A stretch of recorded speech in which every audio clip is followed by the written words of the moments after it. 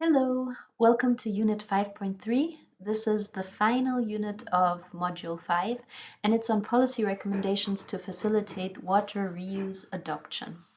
The learning objectives of this video are that you hopefully recognize the role of governance and planning tools when it comes to water reuse, as well as understand how EU policy shapes, supports, sometimes hinders water reuse, and lastly, that you're able to propose a few measures to build trust and enable adoption for water reuse. In the last episode, we talked about the barriers that can hamper the implementation of water circular economy solutions, the WACEs, and in this episode, we'll focus on how to overcome those barriers and how the policies and policy instruments, such as regulations that we learned about in the first video, can actually help to tackle droughts and water scarcity. For this, we look at key drivers and enabling conditions, and finally have some concrete recommendations for policymakers. To start with the drivers, so anything that or what pushes water reuse forward, the first driver is regulatory pressure. So those are policy drivers that promote water reuse. Policies in general are not just background conditions for water reuse, they're also some of the strongest drivers of adoption. And the regulatory targets is one of the clearest. For example, the revised Urban Wastewater Treatment Directive introduces stricter effluent limits, as we learned, and raises overall standards. But also the EU Water Reuse Regulation, the one that's in place since 2023, sets harmonized quality and monitoring requirements for reuse in agriculture. So together they really create a baseline that goes beyond just the enabling condition, but really sets the tone for if water is already treated to higher standards, which is the case then reuse becomes more feasible and more attractive. The second driver is strategic integration, because water reuse should not remain a standalone technical fix. It must be linked with climate and agriculture, economic strategy, so that it's more integrated and becomes part of a, I would say, broader sustainability agenda, and that it's coherent with the other policies. And the third driver is evidence-based policy making. This really matters because if we use data, impact assessments, and indicators, this ensures legitimacy and ensures that there's more trust towards the policies that are being made and why they're being made the way they're being made. When water reuse is tied to environmental objectives, such as keeping or maintaining ecological flows or reducing pollution, it also gains more legitimacy and political weight because it's connected to other important issues. For the enabling factors, basically, if you imagine the drivers were providing the push and the enabling factors are basically the glue that makes water reuse stick. There are two main things. One is clear governance frameworks. So reuse only works when really everyone knows their role. So things like who issues permits, who conducts water quality checks, who enforces compliance.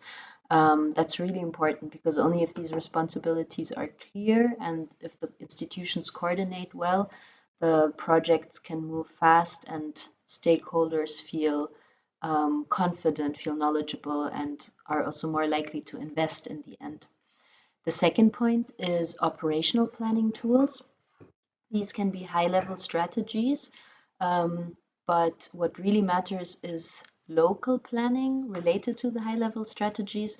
So that's where they become actionable. For example, if in river basin management plans, they explicitly include things such as water reuse, address climate risks, or ensure that infrastructures are designed flexibly, then this is really good also for water reuse and enables that these actions are implemented accordingly.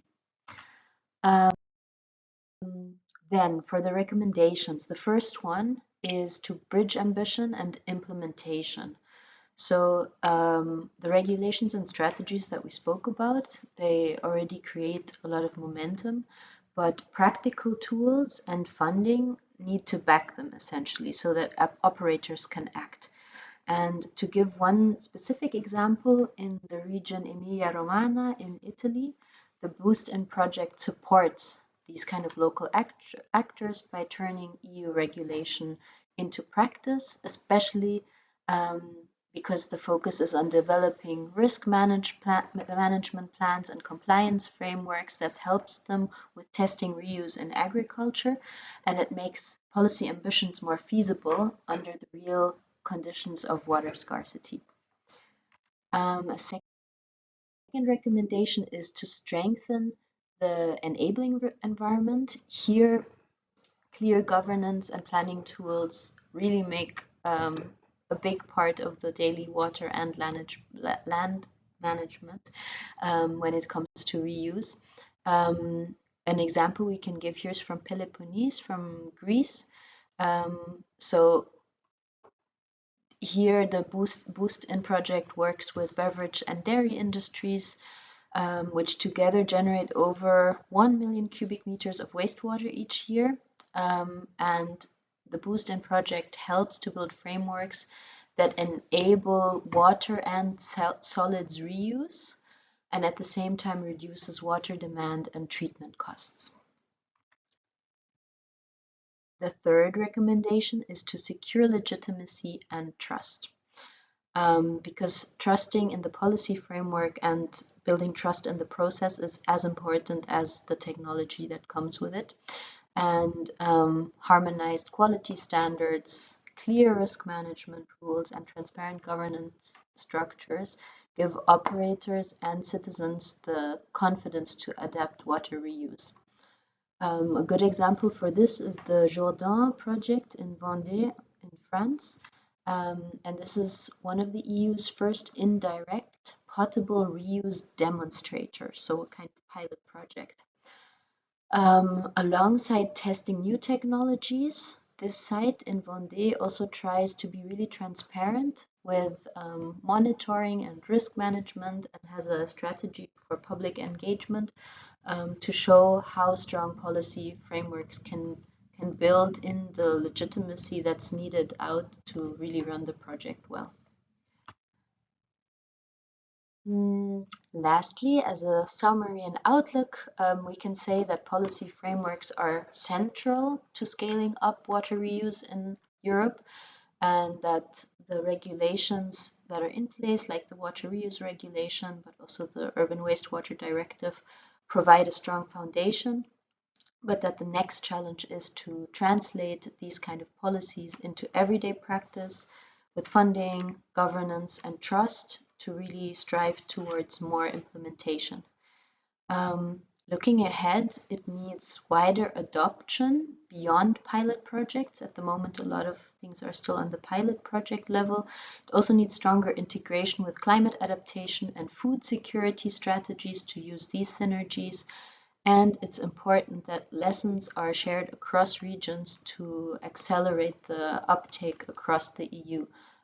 So to really learn from those, such as Italy, Greece, and France, that have already had some experiences and use those.